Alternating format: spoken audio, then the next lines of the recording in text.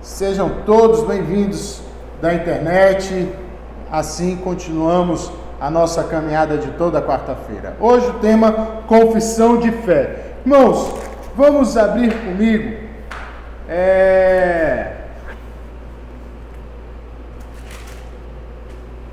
1 Coríntios capítulo 15.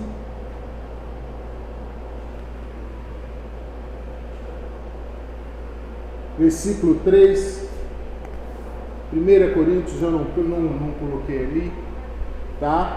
1 Coríntios, capítulo 15, versículo 3, a palavra de Deus diz: Antes tudo vos entreguei o que também recebi, que Cristo morreu pelos nossos pecados, segundo as Escrituras, e que foi sepultado e ressuscitou ao terceiro dia, segundo as Escrituras, e apareceu a Cefas, e depois aos 12, e depois foi visto por mais de 500 irmãos de uma só vez.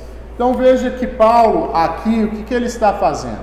Paulo ele está trazendo, ele está explicando a fé dele. O que Paulo está dizendo? Que Cristo ressuscitou. Isso se chama teologia. Todas as vezes que você tiver que explicar a sua fé, é teologia. Quem é Jesus? O que Jesus Cristo fez na cruz? Teologia. É uma expressão da sua fé. Nós cremos assim, não cremos? Então, o nosso sistema de fé, toda igreja tem uma forma de credo, de crença, símbolos da sua fé. Toda igreja. Símbolo, credo vem da palavra símbolo, que quer dizer o seguinte: quando dois generais iam para a guerra, eles quebravam um telhado, alguma coisa que encaixava perfeitamente, e eles tinham que se dividir. E aí, para conversar com outro general, porque eles não tinham celulares naquela época, o mensageiro tinha que levar um pedaço de pedra para dizer: eu sou o mensageiro do general tal. E aí, para ter certeza, para não saber se era algum infiltrado, tinha que encaixar. Só assim eles poderiam ouvir a mensagem daquele outro general. Que como eles dividiram, isso é símbolo de fé, credo, confissão de fé. Nós temos uma confissão de fé. Toda igreja tem. E isso é o que forma a igreja também. A sua expressão de fé. Porque se eu chego aqui, o David tem uma expressão de fé, a Alice tem outra, o seu Valdeci outra. Vamos ter um culto? Não. O seu Valdeci vai chegar, a primeira coisa vai falar: não creio na Trindade. Aí a Camila lá atrás: não creio em Cristo. Aí a Caixa: mas eu creio. Isso tudo são expressões de fé. Tá bom? E hoje vamos falar da nossa confissão de fé. Na nossa confissão de fé. Só para que vocês possam ter ideia, esses documentos aqui foram feitos aqui se chama Abadia de Westminster. Abadia vem da palavra abas, que significa pai. Aqui era a igreja da Inglaterra. Então, esses documentos foram feitos nessa igreja aqui, Essa é a entrada dela, tá? Essa aqui é a entrada dela. Ela é medieval, né? É gótica. Ela funciona até hoje. Vocês querem saber um grande evento que aconteceu esses dias nela? O casamento do príncipe Williams com a Kate. Lá até hoje acontecem casamentos, a coroação de reis. Então, meus irmãos, a nossa fé é bem viva. As coisas, é chique. E aqui também existem os restos mortais dos demais reis. Se eu não me engano, Einstein está enterrado aqui embaixo. Os reis que morrem estão enterrados aqui. Então ela funciona, meus irmãos. Tá? Ela funciona. Muito bem. Tudo bem até aqui, meus irmãos? Sim? Podemos agora então avançar? Ótimo. Então vamos lá. Como é que estava então a reforma protestante? Vamos lembrar. A Inglaterra já tinha pulverizado, já tinha divulgado, distribuído a Bíblia na comunidade. Assim estava na Inglaterra. A Alemanha, em 1517, dá um golpe na Igreja Apostólica Romana com Martinho Lutero. A Suíça vem com quem? A Suíça vem com João Calvino, vem com Zwinglio, e vem dando um golpe também na Igreja Católica. Eles recuam e então começam a aparecer países reformados. Se você queria então uma igreja sem placa, na Reforma Protestante era, porque todos acreditavam praticamente nas mesmas coisas. E aí chega quem? 1640, a Escócia se declara o quê? Presbiteriana. Ela fala assim: já que a gente recusou, a gente tem que propor algo. Já que nós recusamos a Igreja Apostólica Romana, como que a gente crê? E aí foi proposto um sistema de igreja. Eles reuniram todas as ideias e fecharam. Então, lá você tem a primeira confissão de fé, chama Confissão de Fé Escocesa, que é primeiro do que essas aqui, lá na Escócia. Só para vocês terem ideia, nessa época, o que acontece? O Brasil já existia? Sim ou não? Não. O Brasil estava sendo descoberto. Aí, só para vocês terem uma ideia, um homem que chegou aqui, que ele jogava com as duas pernas. Ora ele era católico romano, ora ele via para os protestantes. Ele chegou aqui com a ideia protestante. E aí ele envia, inclusive, uma carta para João Calvino. Olha, aqui está cheio de gente. E envia missionários para cá. E aí eles chegam aqui, os primeiros protestantes, os primeiros presbiterianos, no descobrimento do Brasil. E aí o Vila-Gagnon, o que ele faz? Ele muda a casaca, prende eles, porque a coroa portuguesa era católica. Fala assim: não, eles são as noivas de Lutero, vamos matá-los. Prende, e eles falam o seguinte: você tem uma noite para expressar a fé de vocês, porque a gente quer saber se vocês são católicos ou protestantes. E meus irmãos, até hoje tem lá no Rio de Janeiro um monumento chamado a Confissão de Fé de Guanabara, que é tudo parecido com o que nós temos aqui. De boca, esses pastores fizeram a confissão da noite para o dia, explicando como eles criam, em quem eles criam. E pasmem, a primeira ceia das Américas inteiras foi feita por esses homens. Não tinha Estados Unidos, não tinha outra denominação, fomos nós, aqui no Brasil. E em seguida esses homens foram mortos. A primeira tentativa da igreja chegar aqui. Então,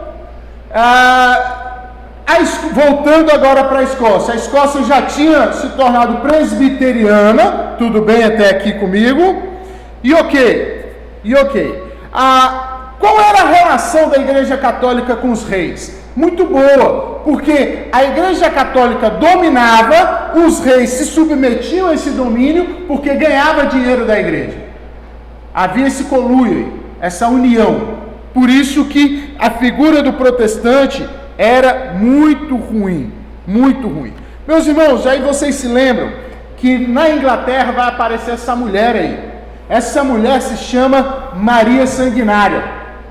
Maria Sanguinária, ela matou mais ou menos 300 protestantes.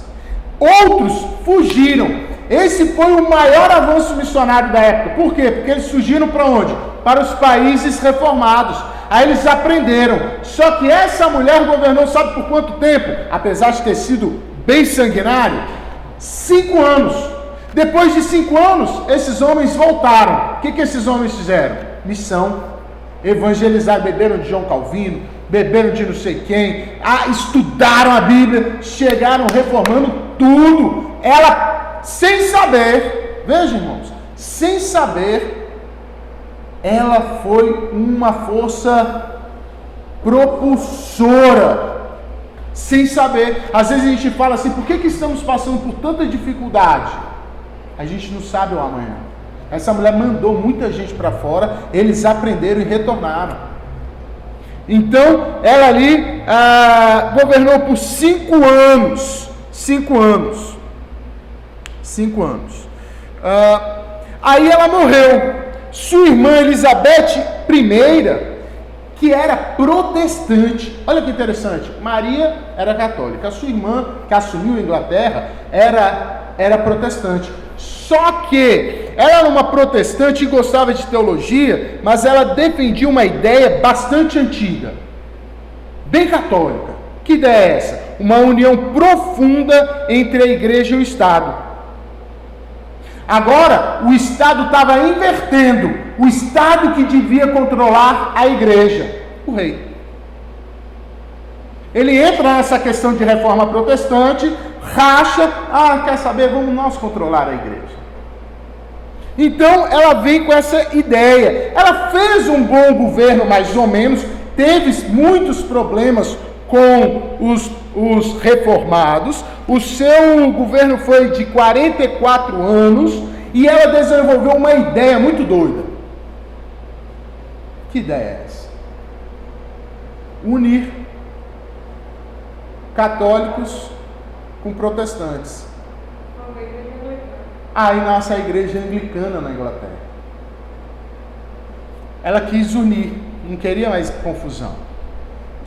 Ela quis unir. E aí qual era o grande problema? Você tinha um sistema de governo que era igual. Lembra que o nosso sistema de governo é representativo por eleição? O anglicanismo continua com bispo, e aí aquela hierarquia de cima para baixo, o episcopado, o bispo e tal. E a liturgia, o culto era muito parecido com o catolicismo. Tinha velas, era todo pomposo, era cheio de coisa, mas a teologia era próxima dos protestantes. E assim foi, só que um grupo começou a se levantar lá no anglicanismo e começou a dizer, não era isso que nós queremos. Ou queremos a reforma completa, ou não é reforma. Hoje já vem lutando há muito tempo, vencemos Maria Sanguinária, vencemos não sei quem, e chega, ou reformamos da forma correta, ou não. E aí sabe como esse povo começou a ser chamado? Puritanos. Foram apelidados. Eles são os puritanos. Puritanos. São os puritanos. Eles ganharam esse apelido porque eles amavam demais a sua igreja. Meus irmãos, entendam. Reforma protestante, crente reformado, crente bíblico, ama demais a igreja. Com os seus problemas. Amam demais a igreja. O que eles queriam? Eles podiam ter dividido de novo? Não. Eles queriam que eles voltassem às escrituras. Vamos reformar, estamos no meio do caminho, vamos ter um culto bíblico, um culto simples, um culto que agrada a Deus, como Deus quer ser adorado, vamos voltar para as escrituras, vamos ficar aqui, como é que é o sistema de governo, não é assim, não é de cima para baixo, não é um conluio com o Estado, é as escrituras, vamos eleger homens piedosos, vamos voltar para as escrituras. E esses homens foram chamados de puritanos. Eles queriam então reformar 3 áreas: o governo da igreja, a liturgia e a teologia. Essas 3 áreas. Então eles se esforçaram em reformar a igreja por definitivo, né? Eles tentaram, lutaram ali. E aí depois de 44 anos, meus irmãos, da Elizabeth I, você quer ver uma coisa interessante? Qual é o nome da rainha da Inglaterra hoje? Qual é o número dela?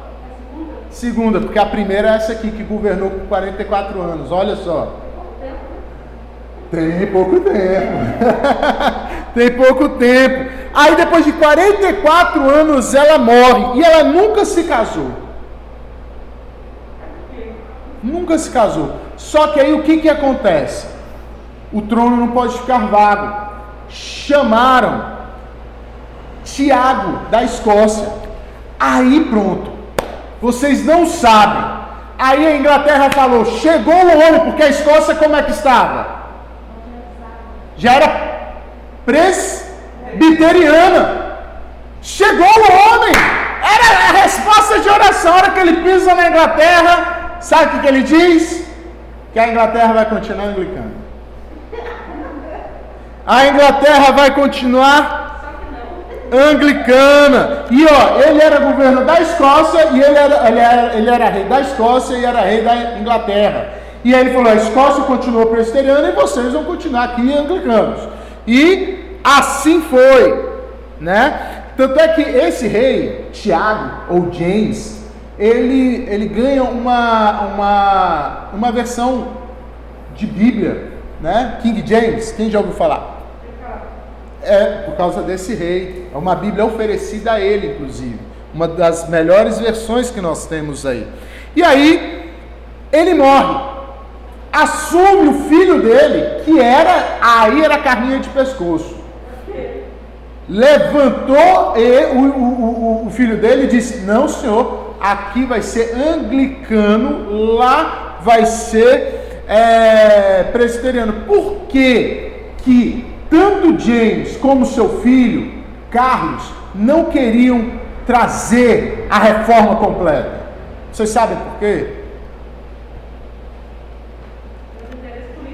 Interesse político. Entendam. O anglicanismo era o rei que escolhia o líder da igreja. Tipo o STF. Eu escolho o ministro. Eu escolho quem vai liderar a igreja. E aí, meus irmãos, esse rei, ele dá um grande tiro no pé. Sabe qual foi esse grande tiro no pé? Ele voltar, porque ele também foi rei da Escócia e rei da Inglaterra. Qual foi o tiro do pé? Ele voltar para a Escócia e dizer, agora vocês presbiterianos vão ser anglicanos. Aí não deu certo, a Escócia se voltou contra o próprio rei. O rei tentou fazer da Escócia, que já era presbiteriana, anglicana. Então os escoceses não aceitaram, eles entraram em guerra e assinaram um pacto. Olha só, meus irmãos, isso é da nossa natureza. Olha o pacto que eles assinaram.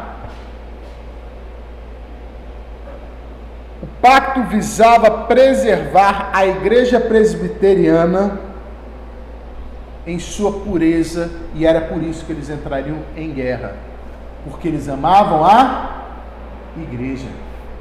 Eles não entraram em guerra por causa de política. Eles entraram em guerra para proteger o quê? A igreja. Meus irmãos, protestantes da reforma protestante, ama a igreja, protege a igreja, zela para os seus irmãos e, se possível, entra em guerra. Porque isso aqui é a nossa família, meus irmãos. Esse é o pensamento. Ninguém fica para trás. O pensamento maduro é essa compreensão. Você partilha da mesma fé, eu partilho da mesma fé, somos membros, você foi aceito. Se você foi aceito por essa igreja, você tem todos os direitos, todas as benesses. Você faz parte. Por isso que nós temos todo um protocolo. Você não vai chegar hoje para amanhã ser líder, porque senão você não tem nem a cabeça bíblica madura de que é o que é uma igreja. Porque da mesma forma que você entra, você vai embora. Você tem que entender que teve muito sangue para essa igreja. Hoje está em Aruanã. E muitas pessoas que a defenderam. Então os escoceses entraram em guerra com o rei. Aí o rei, o que ele faz? Recuou, volta para a Inglaterra. Nessa época, rei era um déspota. Ele governava sozinho, Maria Cristina. E era chicotada mesmo, só que ele não estava aguentando na guerra. O que ele faz? Ele levanta o parlamento na Inglaterra. A Escócia estava vindo para cima. Aí ele volta para a Inglaterra e fala assim, eu preciso levantar um parlamento para me ajudar a governar. Aí houve eleição. Quem foram os eleitos? Os puritanos. Aí o rei falou, não é possível, não é possível. Desfez o parlamento inteiro, não, convocou novas eleições, aumentaram o número de puritanos, e ele tentou desfazer, então o parlamento entrou em guerra com o rei. Aí ele estava em guerra com o parlamento e seu exército na Inglaterra e na Escócia com os presbiterianos. E o pau começa a quebrar. E no meio disso, é conhecida na história da Inglaterra como a Guerra Civil, a Grande Guerra Civil. Os puritanos queriam, porque queriam a reforma, uma igreja pura, com uma doutrina bíblica, com tudo que tinha de direito. Eles morriam por aquilo ali. E então, meus amados, em 31 de julho de 1643, é convocado pelo parlamento a maior assembleia, os maiores teólogos que existiam na época, para discutirem a fé cristã e fecharem um acordo sobre a igreja. Sabe quantos ministros foram apresentados nessa Assembleia de Westminster para fazer esses documentos aqui? 121 pastores teólogos. 121. Vocês veem confusões aí acontecendo em Câmara, gritaria, para chegar num denominador comum, não tem? Agora imagina naquela época para discutir teologia, só que ali valia a vida. 121 dos maiores teólogos, 121 homens piedosos, homens que conheciam do grego e falavam fluentemente, homens que conheciam hebraico, latim, história da igreja, a Bíblia, doutrina, eram pessoas gabaritadas que eu sequer poderia amarrar um chinelo desses grandes homens. Eu sentaria aqui para ouvir um Joe Owen, por exemplo, em suas pregações. Sequer me consideraria um pastor ao lado desses homens. Tamanha era a erudição que eles tinham. Tamanha era a erudição que esses homens tinham. E aí, meus irmãos, eles começaram a discutir os pontos da reforma protestante. Aonde? Naquela igreja, na abadia de Westminster. O rei Carlos saiu, foi o único rei decapitado, e então os puritanos tomam o poder. A Inglaterra fica sem rei por 5 anos. Até estudiosos seculares falam que esse é um dos momentos mais importantes da Inglaterra. E este documento aqui, ó, Confissão de Fé de Westminster, que é aquela abadia que a gente viu lá, tornou-se a Constituição da Inglaterra por 5 anos. A Constituição, que hoje é a Constituição teológica da nossa igreja presbiteriana. A gente vai dar uma olhadinha nela aqui. Bem, esse material, essas reuniões, elas aconteceram por 10 anos. Até os 5 primeiros anos foram muito intensos. Tiveram 1173 encontros para discutirem todos os pontos da fé cristã.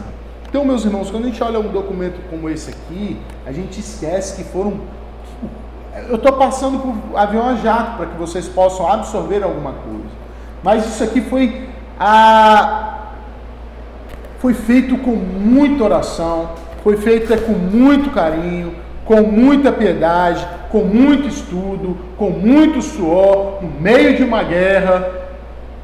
E hoje nós temos tudo mastigado, meus irmãos. Tudo mastigado. E a igreja presbiteriana tem esses documentos como símbolos de fé.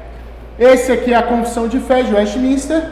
A nossa Confissão de Fé tem 33 artigos, ou capítulos. Aí, quando eles fecharam esse documento aqui, eles falaram, ok, tá ótimo. Agora, como que a gente vai ensinar as crianças? Porque o sistema de educação, como nós temos hoje, também estava se desenvolvendo. E era por catecismo. A Igreja Católica tinha uma escola ambulante. Qual o nome dessa escola? Quem sabe? Os judaizantes. Eles eram aqueles que... Eram os judaizantes? Jesuítas, os jesuítas. Eles iam fazendo escola, catequizando as pessoas. Aí eles vão pegar a confissão de fé e transformar em um catecismo para educar as crianças na fé. E como vamos educar os adultos? Esse é o material, catecismo maior. Irmãos, alguma pergunta com relação a isso? Hoje a gente sobrevoou, a gente vai ter um dia, a gente vai tratar dos pontos direitinho, mas ainda tem tempo para isso. Eu vou até abrir aqui para nós. Não, é sempre assim, irmãos. Porque a nossa herança é muito grande. Eu estou aqui selecionando pontinho, mas na próxima vez vocês vão absorver mais informações, vão conhecer mais pessoas para ter uma visão completa do passado, da palavra de Deus. Isso se chama maturação.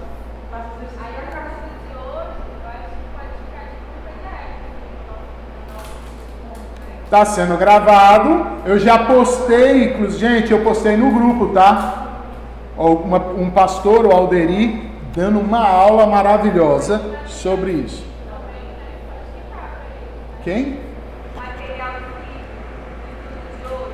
Pode ficar, eu posso passar. Olha só, gente. São 33 capítulos a nossa confissão de fé. Por quê? Porque essa é a expressão de fé. Se alguém perguntar, como que você crê na Bíblia? Por que são esses livros do Antigo Testamento e esses do Novo? Porque de repente o David pode começar a falar os apócrifos. Não, mas a gente como igreja não reconhece apócrifos.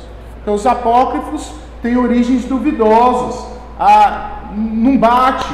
Tem uma teologia que não é verdadeira. Tem anjo que mente. Não, a gente não crê nisso. A gente crê nesses livros.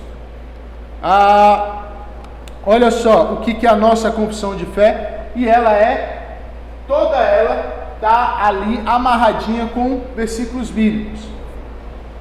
Veja só. Os livros geralmente chamados apócrifos não sendo inspiração divina, não fazem parte do cânon das escrituras. Então ele te ensina, inclusive, por que a gente não tem os apócrifos como a Igreja Católica. Aí ele vai dizer aqui, a autoridade da escritura sagrada, razão pela qual deve ser crida e obedecida, ela não depende do testemunho de qualquer homem ou de igreja. O que a nossa confissão, a nossa expressão de fé, um crente fala? Ela fala o seguinte, que a palavra de Deus não depende da igreja ou de pessoa. É a pessoa que depende, não é a igreja que manipula. A igreja que veio da palavra de Deus, não é a igreja que montou a Bíblia, porque os católicos dizem isso, que os católicos que criaram a Bíblia. Nós assumimos a ideia contrária, nós viemos da Bíblia. A Bíblia que forma a igreja. O que ela deve ser crida. Então, o primeiro capítulo é sobre as Sagradas Escrituras. A dona Janete, a Cris, a dona Irlene tem a Bíblia com o símbolos de fé. Isso tem também na internet, viu, meus irmãos? Capítulo 2, só para a gente passar por cima, sobre a Santíssima Trindade. Alguém perguntou? Capítulo 2, sobre a Santíssima Trindade. Capítulo 3, dos eternos decretos de Deus. Olha que doutrina maravilhosa, que riquíssimo. Você já leu algo sobre os eternos decretos de Deus? Já leu algo sobre isso? Maravilhoso! Vamos lá. capítulo 4, da criação. Capítulo 5, da providência. Que a providência nada mais é o que? É Deus que nos sustenta, né? Sustenta, nos fortalece. Está aqui, ó, toda a doutrina. Porque a palavra de Deus, quando você vai falar assim, ó, eu quero aprender sobre a doutrina da providência. Você precisa, para chegar na doutrina da providência, fazer o quê? Selecionar os textos, né? Tá todos eles aqui já. Prontinho.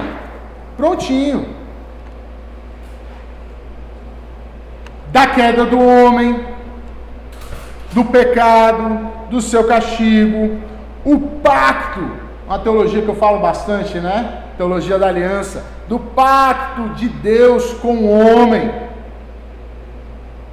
Olha só que legal, o homem tendo se tornado pela sua queda incapaz de vida por esse pacto, o pacto de obras, o Senhor designou-se fazer um segundo pacto, geralmente chamado pacto da graça.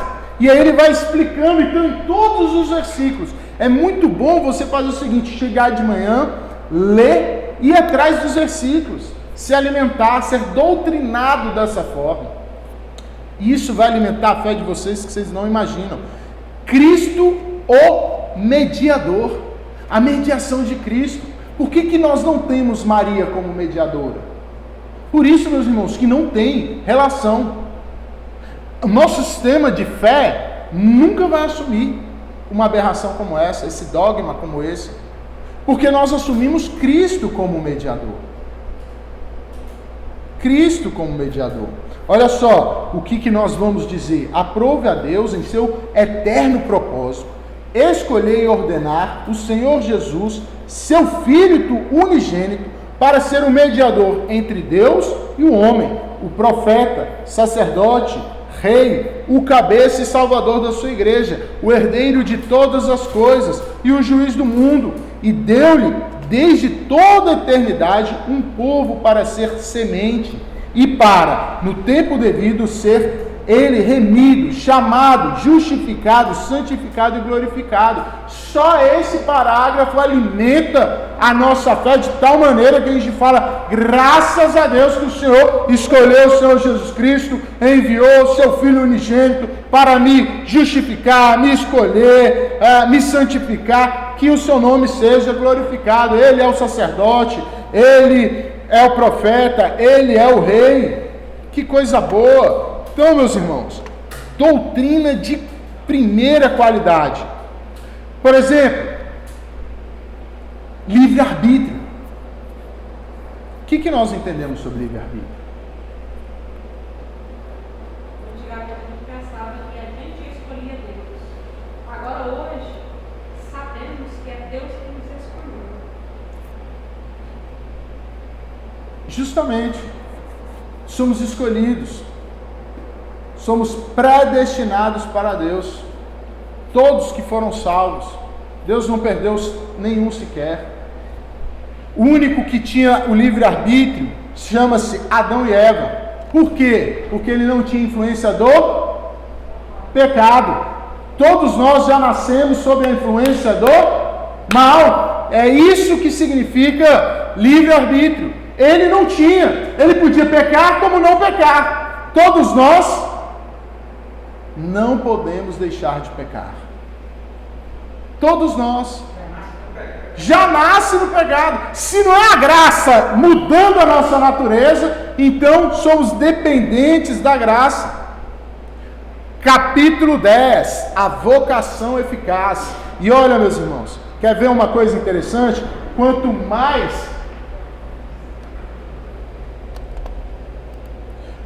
mais artigos aparecem, mais discussões tiveram, debates, para afinar, porque a igreja fazia o texto e enviava para o parlamento lia e falava, ainda estava incompleto, mandava para os teólogos. Então, porque o parlamento, quem que convoca a Assembleia de Westminster? Foi a igreja?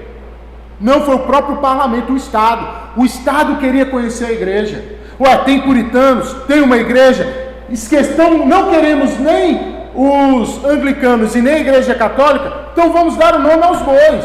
E aí é muito legal, porque quanto mais você vê, mais discussões tiveram, estudo, debate, pastor levantando, debatendo, é isso, é aquilo, porque no grego é assim. Já imaginou, meus irmãos, a busca pela pureza da doutrina?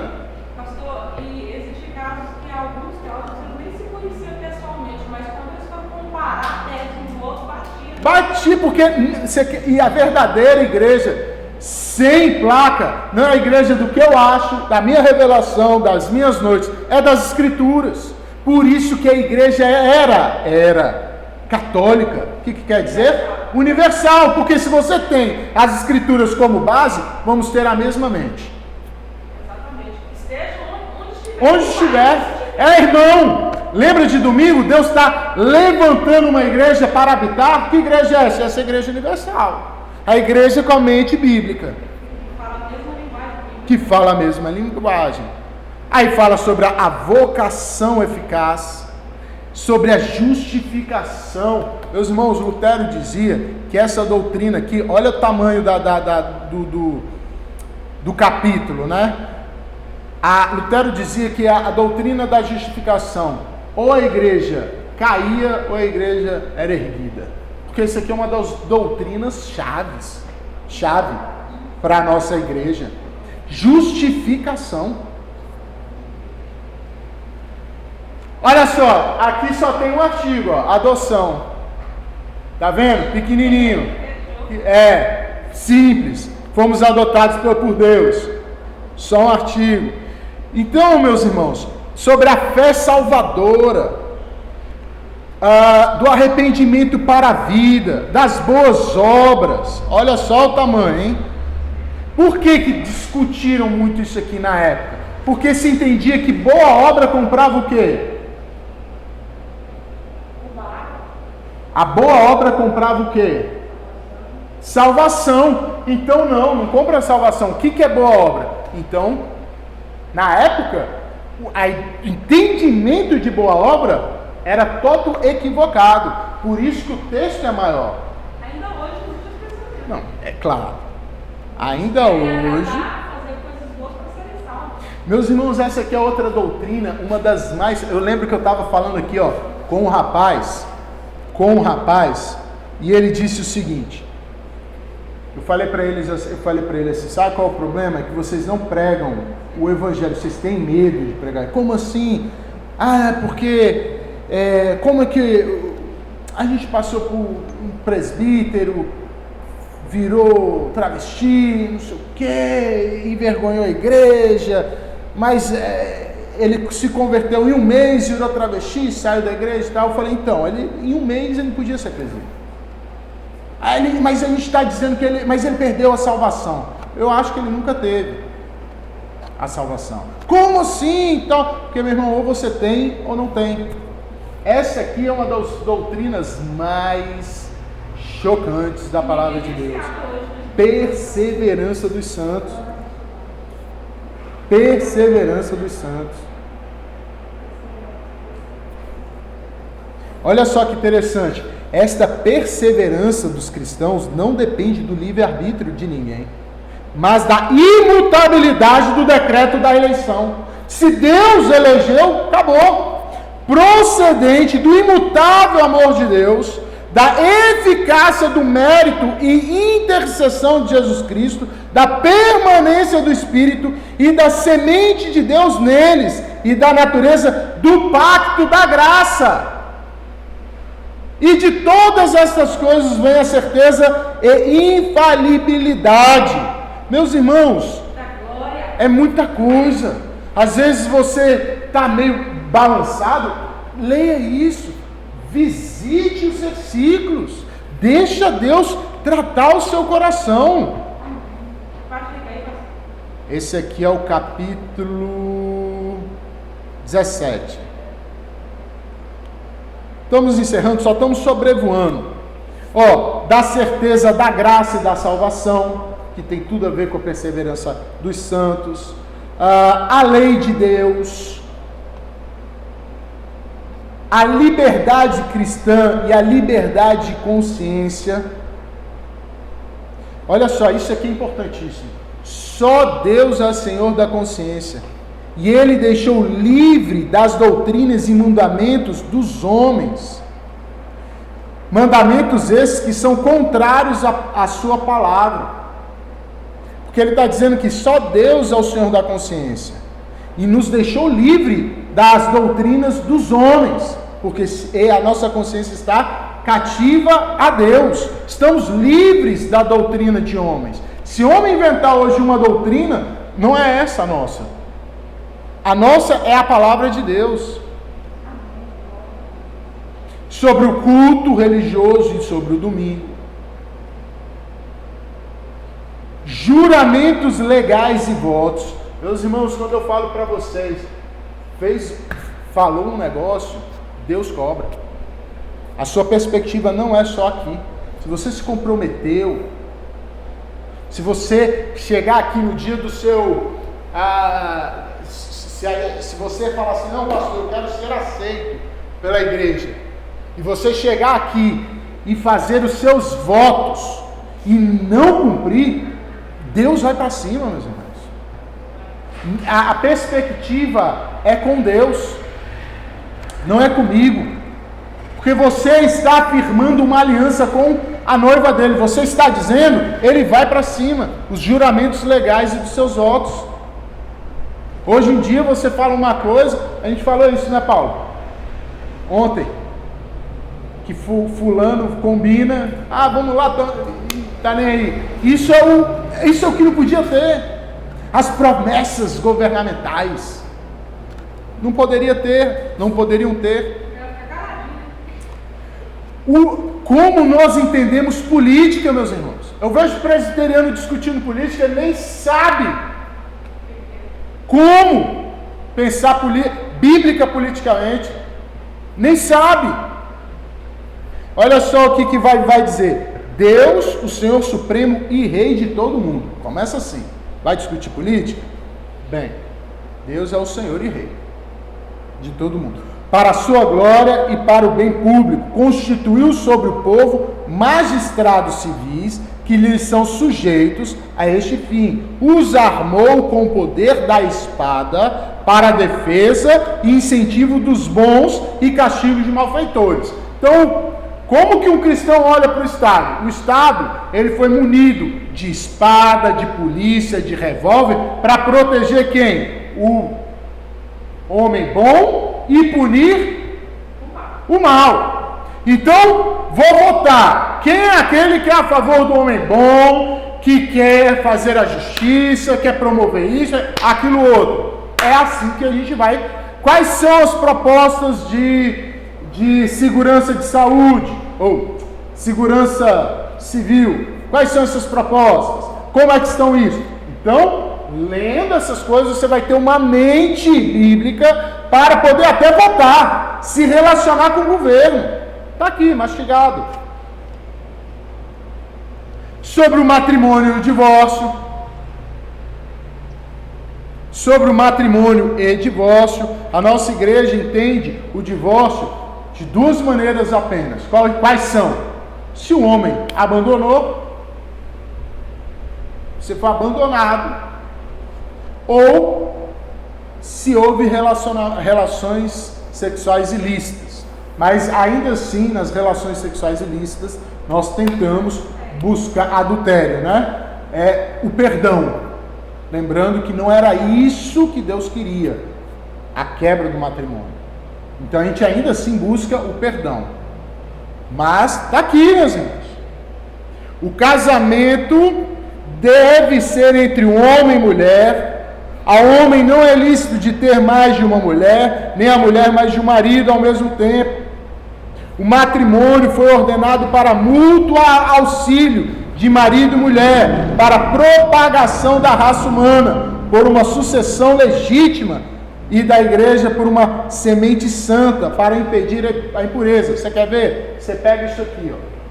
Casais que não querem ter filhos, que não é o meu caso, né? A gente tem dificuldade, a gente não pode. Mas casais que não querem ter filhos.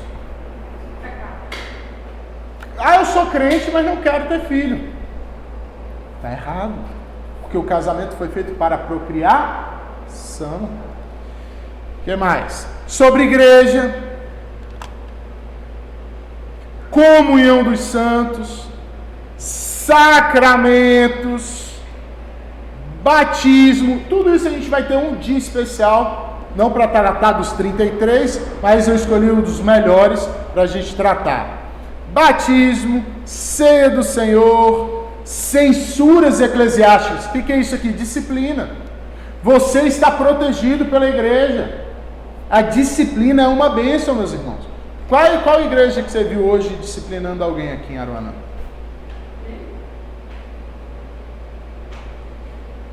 Sínodos e concílios. O estado do homem depois da morte e da ressurreição dos mortos. A ideia aí do arrebatamento secreto, né? Que não tem cabeça para isso. O juízo final. E tem aí os apêndices que historicamente algumas igrejas fizeram mais 2 capítulos, mas outras ficam só com 33. Outras igrejas mais próximas, igrejas modernas, incluíram 2 capítulos, que é sobre missões e sobre o Espírito Santo. É um apêndice. A nossa igreja fica só até aqui do juízo final. Mas vale esses dois outros capítulos para aprender, é bênção da mesma forma, mas não está dentro dos símbolos de fé. Irmãos, por último, a nossa igreja tem a Constituição, a parte administrativa, a Constituição da igreja. Por exemplo, como que uma congregação vira igreja? Está aqui na Constituição. Fulano vai contra ciclano, quer abrir um tribunal eclesiástico. Está aqui como que se monta um tribunal eclesiástico. Você tem aqui uma parte sobre a disciplina, né? Você tem a parte aqui sobre a disciplina. Como é que nós recebemos, como é que nós elegemos presbítero, diácono?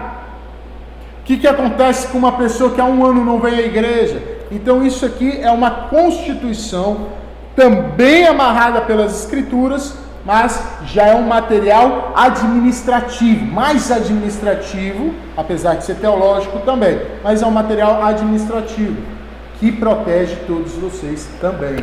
Como é que um pastor surge? Como é que um